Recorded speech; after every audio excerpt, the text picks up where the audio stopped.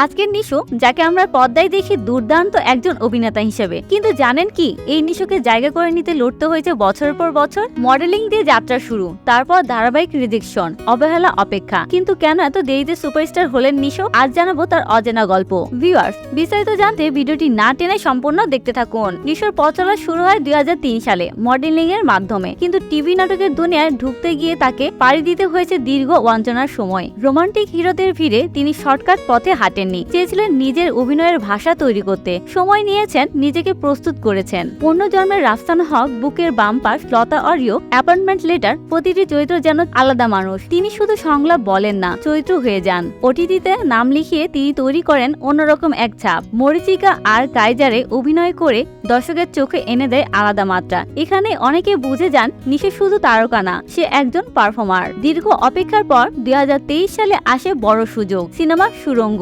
এই সিনেমার মাসুদ চরিত্র তাকে অন্য উচ্চতায় নিয়ে যায়। এরপর দাগি, আর এখন সামনে অপেক্ষা করছে সবচেয়ে আলোচিত সিনেমা দম। সবচেয়ে অবাক করা বিষয় কি জানেন? এই মানুষটা লাইমলাইট থেকে দূরে থাকেন। সোশ্যাল মিডিয়ার গ্ল্যামার লাইফ নয়, তার পৃথিবীর সীমাবদ্ধ স্ত্রী তৃষা আর সন্তান নির্বাণকে নিয়ে। 40 পেরিয়েও নিশুর ফিটনেস তাক লাগানোর মতোই। অভিনয়ের ক্ষুধাও একটুও কমেনি। ভক্তরা এখন প্রশ্ন করছে নিশুর পরবর্তী বড় পর্দার চমক কবে আসছে। আপনার কাছে নিশো কি শুধু অভিনেতা নাকি ভবিষ্যতের সুপারস্টার? কমেন্টে জানাতে ভুলবেন না আপনার মতামত। আর তারকাদের এমন গসিপ জানতে সাবস্ক্রাইব করুন আমাদের চ্যানেল স্টার গল্প বাংলা।